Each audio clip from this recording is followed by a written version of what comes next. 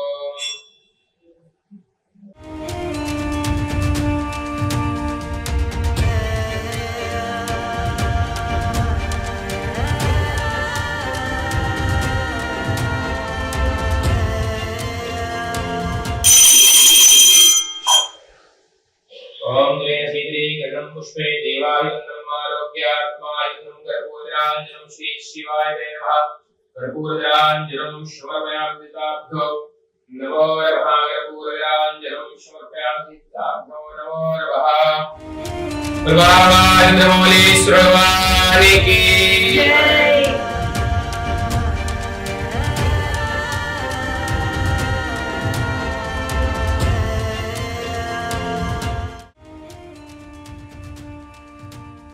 మనతో ఆలయ ప్రధాన అర్చకులు శ్రీధర్ గారు ఉన్నారు. నమస్తే అయ్య గారు. నమస్కారం. అసలు ఈ ఆలయం ఎప్పుడు నిర్మించారండి? ఆలయం చూస్తే చాలా పురాతనంగా ఉంది. అసలు ఇది ఎప్పుడు నిర్మించారు ఈ ఆలయం? ఈ ఆలయం చరిత్ర తెలుసుకుంటే దాదాపు ఒక 600 ఏళ్ల పైది ఇది అని చెబుతారు.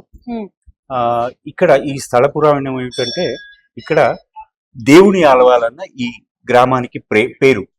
దేవుని ఆలవాల అంటే ఏంటి? దేవుళ్ళకి నిలయమైనటువంటిది, దేవుడి ఆలవాలం అని పేరు. అది రాను రాను దేవుని ఆలవాలని అయిపోయింది. ఇక్కడ చూస్తే చాలా దేవాలయాలు. ఇది శ్రీ ఉమాచంద్రమౌళీశ్వర స్వామి ఆలయం. ఈ చుట్టుపక్కల వెళ్తే స్వయంభూ వెంకటేశ్వర స్వామి ఆలయం ఉంది, అలాగే ప్రతిష్ఠించినటువంటి వెంకటేశ్వర స్వామి ఆలయం ఉంది, పూరి జగన్నాథ స్వామి ఆలయం ఉంది, పండరీనాథ స్వామి ఆలయం ఉంది, రాధాకృష్ణులకు సంబంధించిన ఆలయం ఉంది.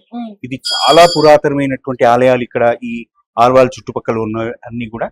ఇప్పుడు ఇక్కడ మనకు శ్రీ ఉమాచంద్రమౌళీశ్వర స్వామి ఆలయంలో కొలువైనటువంటి అంటే శివ పంచాయతనం లోపల గర్భాలయంలో ఆదిత్యం, అంబికం, విష్ణుం, గణనాథం, మహేశ్వరం ఈ 5 కూడా ఒకే వేదిక పైన ఉండడం చాలా అరుదు. అందులో విష్ణుమూర్తి ఉండేటటువంటి ఈశాన్య ప్రదేశంలో వెంకటేశ్వర స్వామి ఉన్నాడు ఇక్కడ. అంటే ఒకే వేదిక పైన ఈశ్వరుడు వెంకటేశ్వరుడు ఉండడం చాలా ప్రత్యేకతను సంతరించుకొని ఉంది. అందులో మీకు ఇప్పుడు చూపిస్తాను నేను. శివలింగంలో అర్ధనారీశ్వర స్వరూపంలో ఉంటుంది. శివపార్వతులు ఇద్దరు కూడా కలిసి ఉంటారు. ఒకసారి వస్తే నేను చూపిస్తాను. నందీశ్వరుడు ముందు శివాలయానికి రాగానే నందీశ్వరుని దర్శనం, ఆ తర్వాత నంది కొమ్ముల మధ్య నుండి ఈశ్వరుని చూడడం మనకు సంప్రదాయం ఆనవాయితీగా వస్తున్నటువంటి విషయం. ఇక గర్భాలయంలో ఇక్కడ చూస్తే సూర్యనారాయణ మూర్తి, సూర్యుడి యొక్క రథ సారథి, రథ చక్రాలు, అశ్వాలు, గుర్రాలు కూడా ఉన్నాయి ఇక్కడ. ఇది సూర్యనారాయణ మూర్తి. ఆదిత్యం, అంబికం, ఇక అమ్మవారు ఉమాదేవి అన్నమాట. ఇక వెంకటేశ్వర స్వామి అభయ కటిక ముద్ర, అభయస్తం. ఇక్కడ అలివేల్మంగా పద్మావతి సమేతంగా వెంకటేశ్వర స్వామి చక్కగా శంకు చక్రాలతో ఉంటాడు స్వామి. ఇది ఇక గణనాథుడు గణపతి. ఇక ప్రధాన అర్చామూర్తి ఈశ్వరుడు.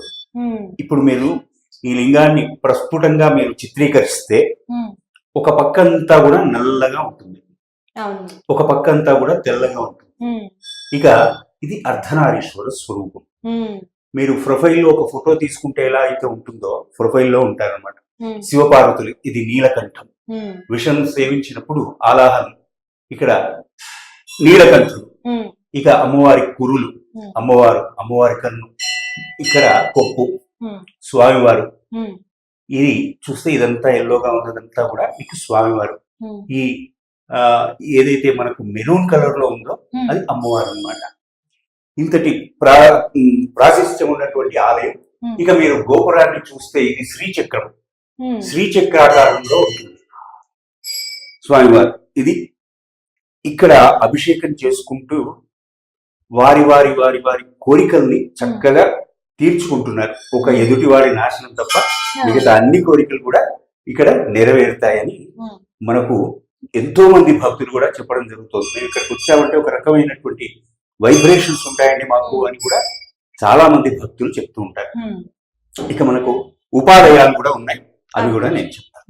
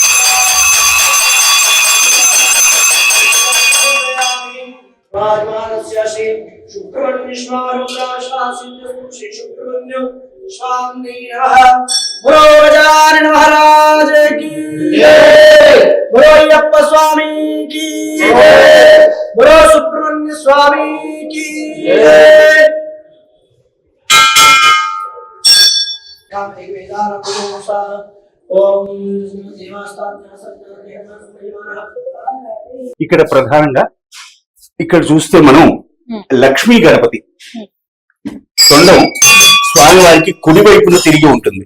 ఇది లక్ష్మీ గణపతి. ఇక అయ్యప్ప స్వామి, సుబ్రహ్మణ్యుడు, సుబ్రహ్మణ్య స్వామి ముగ్గురు కూడా అన్నదమ్ములు. కాబట్టి లక్ష్మీ గణపతి, అయ్యప్ప, సుబ్రహ్మణ్య స్వామి కూడా ప్రతి మంగళవారం కూడా ఇక్కడ చాలా విశేషంగా అభిషేకాలు జరుగుతాయి. ఎంతో మంది వస్తారు, భక్తులు అభిషేకాలు చేసుకుంటారు. వారి వారి సంతానం కావచ్చు, గృహం కావచ్చు, ధనం కావచ్చు, ఇక ఉద్యోగం కావచ్చు, ఏది కావాలని వారు కోరుకుంటే అది నెరవేరుతుంది అని చెప్పి ఇక్కడ విశ్వాసం, భక్తుల నమ్మకం. ఇక ప్రధానంగా మీకు ఒకే వేదిక మీద ముగ్గురు మాతలు ఉండడం కూడా చూపిస్తాం. ఇక ఇక్కడ అమ్మవారు పార్వతీదేవి, సరస్వతి, లక్ష్మీదేవి. ఇక ప్రతి శుక్రవారం కూడా ఇక్కడ విశేషంగా అభిషేకాలు జరుగుతాయి, కుంకుమార్చనలు జరుగుతాయి. అట్లాగే మంగళవారం మధ్యాహ్నం పూట 3 నుండి 5 వరకు కూడా రాహుకాల సమయంలో ఎంతో మంది కూడా ఇక్కడికి వచ్చి చక్కగా కుంకుమార్చనలు చేసుకుంటారు. నిమ్మకాయలో వాళ్ళు దీపాలు వెలిగించి ఇక్కడ అమ్మవారిని స్తుతిస్తూ వారి వారి రుగ్మతలు కావచ్చు, వారి వారి కోరికలు కావచ్చు నెరవేరడం కోసం త్రిశక్తి మాతలైనటువంటి అమ్మవార్లకు కూడా అభిషేకాలు చేయించుకుంటారు. చక్కగా కుంకుమార్చనలు జరుగుతాయి. ఇది ఇక్కడ విశేషం. ముగ్గురు అమ్మవారు ఒక వేదిక మీద ఉండడం చాలా విశేషం. అలాగే అక్కడ అమ్మవారి పాదుకలు ఉంటాయి. శ్రీచక్రంలో కూర్మాకారంలో ఉంటాయి. తాబేలు ఆకారంలో ఉండి అమ్మవారి పాదాలు ఉంటాయి. ఇక్కడ అందరూ కూడా చక్కగా కుంకుమార్చనలు, అక్షరాభ్యాసాలు, అన్నప్రాసనలు అన్ని కూడా నామకరణాలు కూడా ఇక్కడ జరుగుతూ ఉంటాయి. ఈ ఆలయం ఇది విశేషంగా ఏమిటంటే ఈశ్వరుడు శివలింగంలో శనేశ్వరుడు నీలాంజన సమాభాసం రవిపుత్రం యమాగ్రజం ఛాయా మార్తాండ సంభూతం తన్నమామి శనేశ్వరం. ఇక్కడ అంటే ఎందుకు ఇలా పెట్టడం జరిగింది అని అంటే, మా నాన్నగారికి స్వప్నంలో శనేశ్వరుడు దర్శనమిచ్చి నన్ను ప్రతిష్ఠిస్తే ఎవరిక్కడ శనివారం నాడు తైలాభిషేకం చేసుకున్నా వారికి ఎటువంటి శని యొక్క ఆగ్రహం లేకుండా అనుగ్రహంగా ప్రసాదిస్తానని చెప్పాడట. కాబట్టి అలా ఈశ్వరుడిలో శనేశ్వరుడు ఉన్నాడు ఇక్కడ. ఇంకో విషయం ఏమిటంటే, ముగ్గురు ఋషుల పేర్లు తలుచుకుంటే ఆయన యొక్క ఆగ్రహం కాస్త మనందరికీ కూడా అనుగ్రహంగా లభిస్తుందని శాస్త్రవచనం. ఏంటంటే గాధిశ్చ కౌశికశ్చైవ పిపీలాదో మహాముని శనేశ్వర కృతాం పీడాం నాశయతి స్మృతి అస్త్రయతి అని అర్థం. అంటే గాధీష్ఠుడు, కౌశికుడు, పిపీలాదుడు అనేటటువంటి ముగ్గురు ఋషుల పేర్లు తలుచుకుంటే స్వామి యొక్క అనుగ్రహం మనకు లభిస్తుంది. అది కవచంగా మారుతుంది. ఎటువంటి ఇప్పుడు ఏలినాటి శని అంటారు, అష్టమ శని అంటారు, ఇవన్నీ ఏవి వచ్చినా తట్టుకునే శక్తిని ఇస్తాడు ఆయన అని అర్థం. అందుకని ఇక్కడ విశేషంగా ప్రతి శనివారం కూడా అభిషేకాలు జరుగుతుంటాయి స్వామికి. అంత విశేషమైనటువంటి ఇదన్నమాట ఇక్కడ. ఇక నవగ్రహాలు, అక్కడ అన్ని కూడా నవగ్రహాలు ఉన్నాయి. మీకు ఇది ప్రస్ఫుటంగా కనిపించాలంటే ఒక్కసారిగా నేను చూపిస్తాను, చూడండి.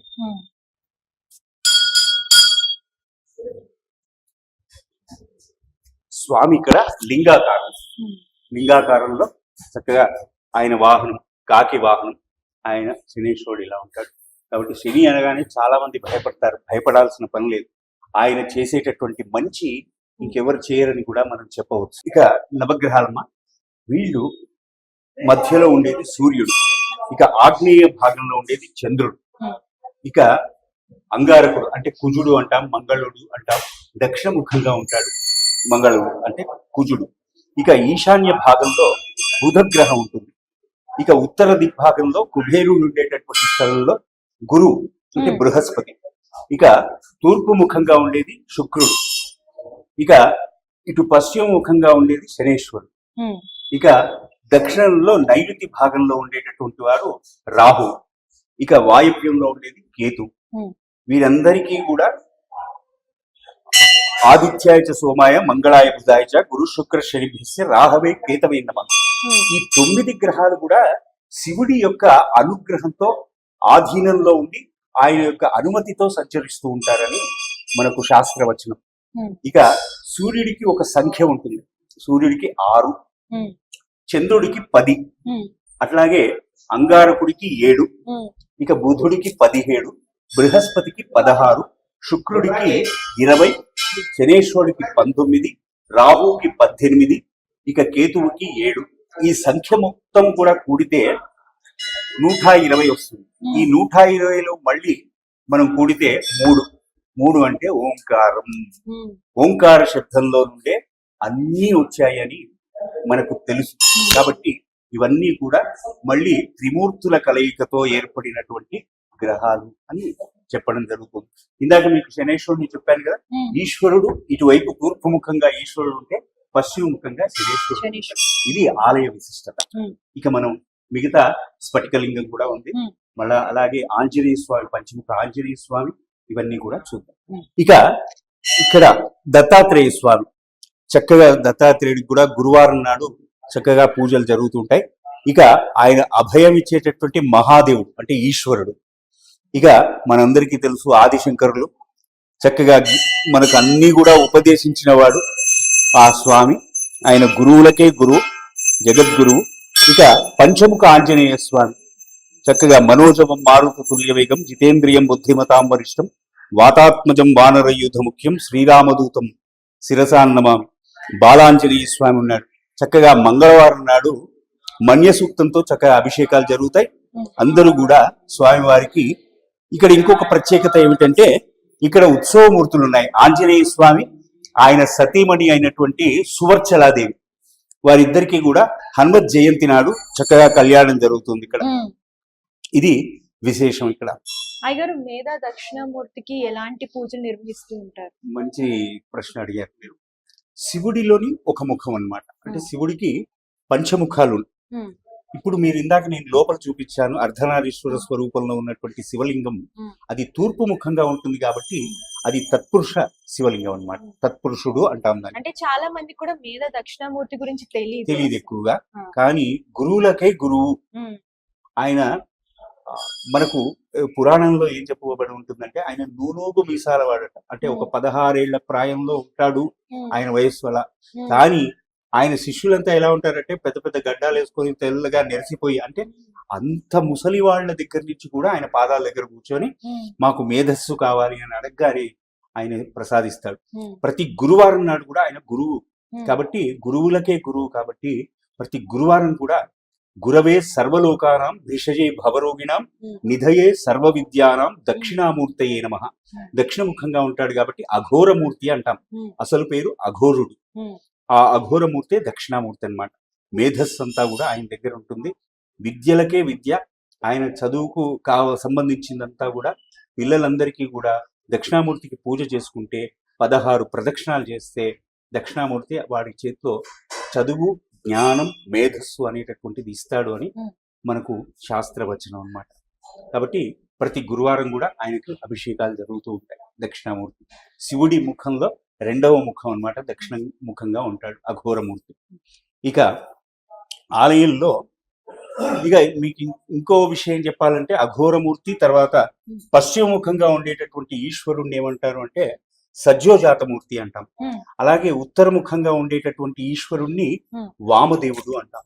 ఇక గోపురం ఏదైతే ఉంటుందో విమాన గోపురం అది ఈశాన్యముఖం. అంటే అది చాలా ప్రాశిస్తూ ఉంటాడు. అంటే శివాలయానికి వస్తే ధ్వజస్తంభం చూడాలి, గోపురం చూడాలి, తర్వాత బలిపీఠం చూడాలి, తర్వాత శివుడికి అభిషేకించిన తర్వాత సోమసూత్రం అంటాం. అక్కడి నుంచి వెళ్ళేటటువంటి నీళ్లు ఏదైతే నీళ్లు వెళుతూ ఉంటాయో అక్కడ చండీశ్వరుడు ఉంటాడు. ఆ చండీశ్వరుని కూడా మనం నమస్కారం చేసుకొని ఆ ఆలయ అర్చకుడికి కూడా నమస్కారం చేసుకుంటే శివ దర్శనం పూర్తిగా అయినట్టు అని అర్థం. ఇక అద్దాల మేడ చూద్దాం. ఇక స్వామివారి కళ్యాణం జరిగిన తర్వాత ఊంజల్ సేవ అంటాం కదా మనం, అలా ఏకాంత మందిరం ఇది. ఉయ్యాల్లో చాలా చక్కగా స్వామివారిని, ఈశ్వరుణ్ణి, పార్వతీదేవిని అలా పెట్టి ఉయ్యాల ఊపి చక్కగా అద్దాల మేడ అనమాట. ఇదంతా ఎక్కడ చూసినా స్వామివారు కనిపిస్తారు కాబట్టి విశేషంగా ఈ అద్దాల మేడలో ఆయనను ఏకాంత సేవకి ఉంచేటటువంటి స్థలం.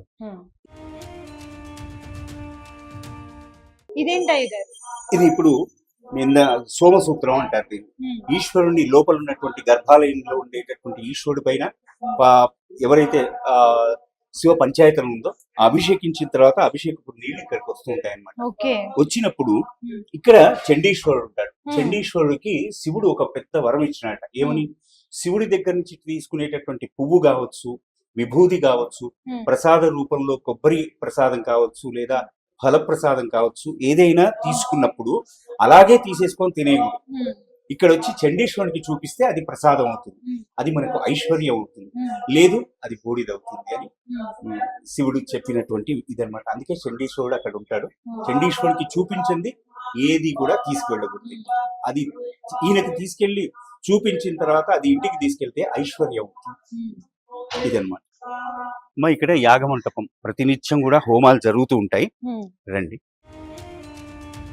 యాగశాల అంటే మనకి 4 వేదాలు కదా, ఋగ్వేదం, యజుర్వేదం, సామవేదం, అథర్వణ వేదం.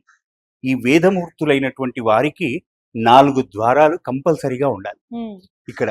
కాబట్టి ఒకటి ఇది తూర్పు భాగంలో, అక్కడ ఇలా 4 ద్వారాలతో చక్కగా యాగమంటపం ఇక్కడ ప్రతినిత్యం కూడా మహామృత్యుంజయ యాగాలు కావచ్చు, నవగ్రహ యాగాలు కావచ్చు, గణపతి హోమాలు కావచ్చు, ఇలా ప్రతిదీ జరుగుతూ ఉంటాయి. వేదమూర్తుల్ని మీరు చూడొచ్చు. ఋగ్వేదమూర్తి, అధర్వణ వేదమూర్తి, యజుర్వేదమూర్తి, సామవేదమూర్తి. అమ్మా ఇది స్ఫటికలింగం. స్ఫటికలింగం ఎటు ముఖంగా ఉంది? ఇది పశ్చిమ ముఖంగా ఉంది. పశ్చిమ ముఖంగా ఉండేటటువంటి ఈశ్వరుడికి అభిషేకం చేసుకుంటే తీరని కోరిక అంటూ ఉండదు అని శివపురాణంలో చెప్పబడింది. అందులో శుద్ధ స్ఫటికాకారం అయినటువంటి, అంటే ఇక ఆయనకు అంటూ లేదు ముట్టు లేదు, సర్వ విశ్వవ్యాప్తంగా ఉన్నటువంటి విశ్వేశ్వరుడు ఆయన. కాబట్టి ఆయనకి ఇక్కడ మీరు అభిషేకం చేసుకుంటే, మీరు మనస్సులో ఏదన్నా కోరిక అనుకుంటే ఒక ఎదుటివాడి నాశనం తప్ప మిగతా అన్నీ జరుగుతాయి. ఇక్కడ మీరు చక్కగా కొన్ని నీళ్లు తీసుకోండి, ఆయన పైన పోయండి. అస్తు భగవన్ విశ్వేశ్వరాయ మహాదేవాయ త్రయంబకాయ త్రిపురాంతకాయ త్రికాగ్నికాలాయ కాలాగ్నిరుద్రాయ నీలకంఠాయ మృత్యుంజయాయ సర్వేశ్వరాయ సదాశివాయ శ్రీమన్మహాదేవాయ నమః. ఇలా స్వామివారికి చక్కగా అందరూ కూడా అభిషేకాలు ఇక్కడ జరుగుతుంటాయి. కూర్చొని చేసుకోవచ్చు. ఇక్కడ ప్రతినిత్యం కూడా అభిషేకాలు జరుగుతూ ఉంటాయి. ఇది స్ఫటికం యొక్క మహా అద్భుతమైనటువంటి శివలింగం. రావి చెట్టు, వేప చెట్టు, లక్ష్మీనారాయణ వృక్షం అంటారు దీన్ని. ఇది దాదాపు ఈ వయస్సు ఎంత సంవత్సరాలు ఉంటుందో కూడా చెప్పడం కష్టమే. దీనికి చక్కగా అందరూ కూడా 16 ప్రదక్షిణాలు చేసుకొని ప్రతి మంగళవారం కూడా మంగళాయ నమః అనుకుంటూ ప్రదక్షిణాలు చేస్తే వివాహం కాని వారికి వివాహం అవుతుంది, కుజదోషం ఉన్న వారికి కుజదోషం పోతుంది, అలాగే సంతానం లేని వారికి సంతానం అవుతుందని ఇక్కడ అది జరుపుకున్న తర్వాత వారి కోరికలు అయిన తర్వాత ఇక్కడ ప్రతి ఒక్కళ్ళు కూడా ప్రతిష్టలు చేశారనమాట. నాగ ప్రతిష్టలు ఎందుకు అయ్యాయి అంటే వారి వారి కోరికలు తీరనటువంటిది. ఎన్నో ఏళ్లుగా వాళ్ళు ఎక్కడెక్కడ వెళ్ళినా జరగనటువంటి కోరికలు వాళ్ళకు నెరవేరినాయి. కాబట్టి ఈ వృక్షానికి అంతటి ప్రాశస్త్యం ఉంది, అంతటి విశిష్టత ఉంది అని చెప్పడం ఏమాత్రం సందేహం లేదు. అందులో వృక్షం కింద ఉన్నటువంటి శివలింగానికి అభిషేకం చేసుకుంటే మన శరీరానికి ఉన్నటువంటి ఏమైనా బాధలుంటే, రోగాలుంటే అవన్నీ కూడా పోతాయి. ఇక కాలభైరవుడు అటువైపు వెళితే మీకు దక్షిణముఖంగా కాలభైరవుడు ఉంటాడు. కాశీ క్షేత్ర నివాసించ కాలభైరవ దర్శనం. కాశీకి వెళ్ళి విశ్వేశ్వరుని తెలిసినా గానీ క్షేత్రంలో దర్శనం పూర్తి కాదనమాట, యాత్ర పూర్తి కాదు. ఒక్క కాలభైరవుడిని చూస్తేనే ఆ కాశీ యాత్ర సంపూర్ణం అవుతుందని మనకు శాస్త్రం చెబుతూ ఉంది. కాబట్టి ఇక్కడ అన్ని కూడా విశేషంగా అన్ని తీసుకోవచ్చు. అక్కడ కాలభైరవుడిని కూడా చూడొచ్చు. చూసి ప్రతి ఒక్కరు కూడా ఇక్కడికి వచ్చి చక్కగా అభిషేకం చేసుకుంటారు. వారి వారి కోరికల్ని నెరవేర్చుకుంటున్నారు. ఇక కోనేరు కూడా ఉంది, అది కూడా చూపిస్తాను. అమ్మ ఇదిగా కోనేరు, పుష్కరిణి అంటాం కదా, గుండం అని కొన్ని చోట్ల అంటారు. ఇది ఎప్పుడు చూసినా 365 రోజులు కూడా నీళ్లు ఉంటాయి. వర్షాకాలం అయిపోయిన తర్వాత చలికాలంలో కూడా ఈ పైదాకా వస్తాయి నీళ్లు. ఆ పైదాకా ఒక్కోసారి బయటకు కూడా వచ్చేస్తుంటాయి, అంత వాటర్ ఉంటుంది. ఇంకోటి ఏంటంటే ఇక్కడ 7 ఊటలు ఉన్నాయి, అంటే ఊరుతూ ఉంటాయి నీళ్ళు, ఇంకా వస్తూనే ఉంటాయి. ఇది ఇప్పుడు స్వామివారికి అభిషేకానికి ఇప్పుడు మీరంతా రావడానికి కాళ్ళు కడుక్కొని రావడం అంతా, తర్వాత డ్రింకింగ్ వాటర్ కి కూడా ఇవే వాటర్ అన్నమాట. ఇవి నీళ్ళు అంత ఆలయం ఉన్నప్పటి నుంచి ఉంది. ఇది అప్పుడు ఆలయం ఎప్పుడు 600 పైన కట్టినప్పటి నుంచి ఈ కోనేరు ఉంది. దీంట్లో కొబ్బరి నీళ్ళు ఎలా ఉంటాయో అంత రుచిగా ఉంటాయి, అంత స్వచ్ఛంగా ఉంటాయి, అంత బాగుంటాయి అన్నమాట. దీనికి ఆర్ఓ పెట్టి అది ప్యూరిఫై చేసి ఆ వాటర్ ఇక్కడ ప్రతి సోమవారం అన్నదానం అవుతుంది. ఆ అన్నదానానికి ఈ వాటరే అందరు తాగుతూ ఉంటారు. ఇంత మంచిది అనమాట ఈ కోనేరు. ఇక ఈ తూర్పు ముఖంగా ఉండేది ఆ గోడకి చక్కగా సప్తాశ్వరధమారూఢం ప్రచండం కశ్యపాత్మజం శ్వేత పద్మధరం దేవం త్వం సూర్యం ప్రణమామ్యహం. సూర్యుడిని అలా వేయించడం జరిగింది. అందరు కూడా పొద్దున్నే వచ్చిన వాళ్ళంతా కూడా సూర్య నమస్కారాలు చేయడానికి చాలా చక్కగా ఉంటుందని అది పెట్టాము. ఇక్కడ భక్తాంజనేయ స్వామి, ప్రసన్నాంజనేయ స్వామి, అన్ని చోట్ల చందనం రాస్తారు, కానీ ఇది సింధూరం రాస్తారు. కానీ ఇక్కడ ప్రత్యేకించి చల్లదనం కోసం చందనం రాస్తారు అనమాట. గంధంతో ఆయనకు ఒళ్ళంతా కూడా చందనం రాస్తారు. ఆయనకు శంకు చక్రాలు కూడా ఉంటాయి చక్కగా. ఇప్పుడు మీరు తిరుమలలో పైన కొండపైన చూస్తే బేడి ఆంజనేయ స్వామి ఎలా ఉంటాడో అలా ఉంటాడు అనమాట ఈ స్వామి. అంటే ప్రతిరోజు ఎలాంటి పూజలు నిర్వహిస్తారు? చక్కగా ఆయనకు ప్రతి మంగళవారం కూడా అభిషేకం జరుగుతుంది. ప్రతినిత్యం అష్టోత్తరాలు జరుగుతూ ఉంటాయి. ఇక్కడ ఆంజనేయ స్వామి మాలలు కూడా వేసుకోవడం జరుగుతుంది. ఇక్కడ అక్కడ శివాలయంలో శివమాలలు ఎలాగో ఇక్కడ ఆంజనేయ స్వామి మాలలు కూడా వేసుకొని ఆ ముడుపులు కూడా ఇక్కడ ఇవ్వడం కూడా జరుగుతుంది. అంత ప్రత్యేకించి ఉంటుంది ఆలయం. ఇదంతా కూడా రాతి కట్టడం, కొన్ని వందల ఏళ్ల కింద కట్టినటువంటి ఆలయాలు. ఈ ఉప ఆలయాలన్నీ కూడా అప్పటి నుంచి ఉన్నాయండి, 600 ఏళ్ల క్రితం నుంచి. అంటే ఇందాక చూసినటువంటి అమ్మవారు కానీ ఆ గణపతి అయ్యప్ప అవి పంచముఖ ఆంజనేయ స్వామి తర్వాత ప్రతిష్ఠించినవి. నవగ్రహాలు కూడా 70s లో అది ప్రతిష్ఠించింది. తర్వాత శనేశ్వరునిది కూడా దాదాపు ఒక 30 ఏళ్ళు అయింది అది శనేశ్వరుని ప్రతిష్ఠించి. ఇక ఇక్కడ గోశాల కూడా ఉందమ్మా. చక్కగా గోవులకి చక్కగా రోజు వారికి ఏదైనా గోదానం చేయాలన్నా లేదా గోవులకి పూజ చేసుకోవాలన్నా ప్రత్యేకించి చేసుకోవచ్చు. ముఖ్యంగా ఏమిటంటే మనకు అన్ని సర్వదేవతా స్వరూపమైనటువంటి గోమాత యొక్క విశిష్టత తెలిసిన వాళ్ళు మాత్రం ఖచ్చితంగా ప్రతి ఇంట్లో కూడా ఒక గోవును పెంచుకుంటారు. ఏమిటంటే దాని ప్రత్యేకత, యజమాని ఒంట్లో ఏదన్నా రోగం ఉంటే ఆవును అలా నుమిరితే ఆవు ఆ రోగాన్ని గుర్తించి దానికి తగ్గటువంటి మేతను వేసి ఆ ఔషధ మొక్కల్ని తిని వచ్చి ఆయనకు పాలిస్తుందట. తనలో ఉన్నటువంటి ఎలాంటి జబ్బైనా కూడా పోతుంది. మూత్రం కూడా చాలా మంచిది. ఆవు యొక్క మయం కూడా ఎంతో మంచి విశిష్టత అని మన పురాణాలు చెప్తున్నాయి. మన ఆవు యొక్క విశిష్టం తెలుసుకుంటే మాత్రం ఇంట్లో కుక్కను పెంచుకునే బదులు గోమాతను పెంచుకోవచ్చు. వెళ్ళి గోమాతను చూడండి. చాలా ఇది రక్షణ కోసమే, వాటిని కాపాడడం కోసం ఇక్కడ దాదాపు 50 ఏళ్లుగా ఈ గోశాల ఉంది.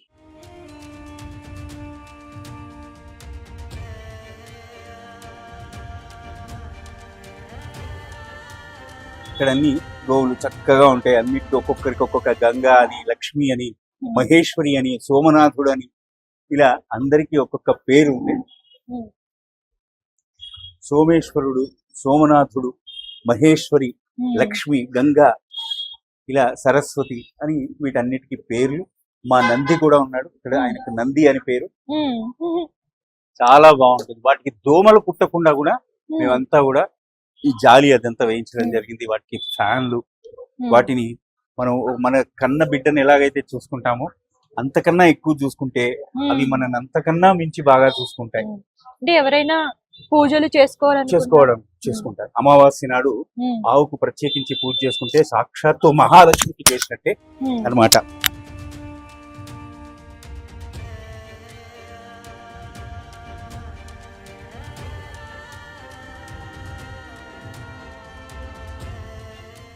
పంతులు గారు, ఈ ఉత్సవ మూర్తులు ఏంటంటే ఇక్కడ స్వామివారు వెంకటేశ్వర స్వామి అలివేలుమంగ పద్మావతి సమేతంగా వైకుంఠ ఏకాదశి నాడు, ప్రతి వైకుంఠ ఏకాదశి నాడు ఇక్కడ కళ్యాణ మహోత్సవం జరుగుతుంది. స్వామివారికి ఈశ్వరాలయంలో వెంకటేశ్వర స్వామి యొక్క కళ్యాణం జరిగి ఆ రోజు అన్నదానం జరుగుతుంది. దాదాపు ఒక 10,000 మంది వరకు అన్నదానం జరుగుతున్నారు. వెంకటాద్రి సంస్థానం బ్రహ్మాండే నాస్తి కించన వెంకటేశ సమోదేవో నభూతో న భవిష్యతి అన్నారు కదా. అలా ఆ స్వామికి ఇక్కడ ఈశ్వరాలయంలో కళ్యాణం జరిగితే ఆయన మహదానంద పడిపోయి అందరికీ కావలసిన, మనకు తెలుసు గోవిందుడు ఏమిస్తాడు అంటే అన్నీ ఇస్తాడు అని అర్థం కదా. అందుకే ఆ స్వామికి ఇక్కడ కళ్యాణ మహోత్సవం ప్రతి వైకుంఠ ఏకాదశి నాడు జరుగుతుంది. ప్రతి ఏటా ఈ ఆలయంలో ఎలాంటి ప్రత్యేకమైన పూజలు, అంటే పండగలు ఇట్లా ఉంటాయి కదా, అప్పుడు ఎలాంటి పూజలు నిర్వహిస్తూ ఉంటారు? ఇక్కడ సంక్రాంతికి చక్కగా భోగి మంటలు వేయడం జరుగుతుంది. సంక్రాంతి కనుమ నాడు ప్రత్యేకించి ఏంటంటే ఆవులకు విశేషంగా పూజలు జరిగి పాడి పంట బాగుండాలని చెప్పి, రైతులంతా కూడా సుభిక్షంగా ఉండాలని చెప్పి ఇక్కడ పూజలు జరుగుతాయి. ఆనాడు అందరూ పచ్చగా ఉండాలని చెప్పి ప్రతి మూర్తికి కూడా, ప్రతి దేవతామూర్తికి కూడా పసుపు పచ్చని బట్టలు కట్టడం జరుగుతుంది. అంటే ఆ రోజు అంతా పసుపుమయంగా ఉంటుందన్నమాట. మేము కూడా ఆ రోజు పసుపు బట్టలు ధరించి అందరికీ కూడా పచ్చగా ఉండాలని చెప్పి పసుపు వస్త్రాలు వేస్తాం. అదొకటి. తర్వాత హోలీ కామదహనం కూడా చేస్తాం. ఇక్కడ కామదహనం చేసి ఆ విభూతితో చక్కగా స్వామివారికి అభిషేకం చేసి, రంగులతో చక్కగా ఈశ్వరుడికి అభిషేకం చేసి, అందరికీ కూడా రంగులతో అభిషేకం చేసి ఆ అభిషేకం రంగుల నీళ్ళని అందరూ వచ్చిన భక్తులందరిపైన ప్రోక్షణ చేయడం జరుగుతుంది. అది రంగులు ఆడుకోవడం అంటే హోలీ అలా జరుగుతుంది. ఇక ఉగాది నాడు షడ్రసోపేతమైనటువంటి తీర్థం అంటే పచ్చడి, అది కూడా ఇక్కడ చేసి స్వామివారికి నివేదన చేసి పంచాంగ శ్రవణం ఉంటుంది. ఉగాది నాడు పంచాంగానికి పూజ చేసి పంచాంగ శ్రవణం జరుగుతుంది. అలాగే ఇక నవరాత్రులు, దసరా నవరాత్రులు, అమ్మవారి ఉత్సవాలు 9 రోజులు కూడా జరుగుతాయి. 9 రోజులు అన్నదానం ఉంటుంది. తర్వాత అమ్మవారిని ఊరేగింపు చేసి చక్కగా కోనేట్లో వేయడం జరుగుతుంది. ఇక మహాశివరాత్రి, అట్లాగే ఆరుద్రోత్సవం చాలా బ్రహ్మాండంగా జరుగుతుంది. స్వామికి ఉదయం 2 సమయంలో చక్కగా ఆరుద్రోత్సవం జరుగుతుంది. స్వామివారికి చక్కగా అభిషేకం, కళ్యాణం జరిగి పల్లకి సేవ ఉంటుంది. అలాగే ప్రతి ఉత్సవం కూడా, ప్రతి వేడుక, శ్రీరామనవమి నాడు కూడా రామచంద్రమూర్తి కళ్యాణం జరుగుతుంది ఇక్కడ. అలాగే హనుమత్ జయంతి నాడు చక్కగా సువర్చలాంజనేయ స్వామి వారి యొక్క కళ్యాణం జరుగుతుంది. ఇక ప్రతి మాస శివరాత్రి, ప్రతి నెలలో వచ్చేటటువంటి మాస శివరాత్రి నాడు శివపార్వతుల కళ్యాణం జరుగుతుంది. ఒక భాద్రపద మాసంలో పితృపక్షాలు వస్తాయి కాబట్టి ఆ ఒక్క మాసంలోనే కళ్యాణం ఉండదు. మిగతా 11 మాసాలు కూడా కళ్యాణం జరుగుతుంది. ఇక ప్రతి వేడుక కూడా ఇక్కడ జరుగుతుంది. మనది ఇది అసలు 365 రోజులు కూడా మనకు ఒక తిథి, ఒక వారము, ఒక నక్షత్రం ఉంటుంది. కాబట్టి ఈ సనాతనమైనటువంటి ధర్మంలో సనాతనమైనటువంటి ఈ పద్ధతిని, సంప్రదాయాన్ని మన ఋషులు ఏమన్నారంటే ప్రతిరోజు పండగే మనకి.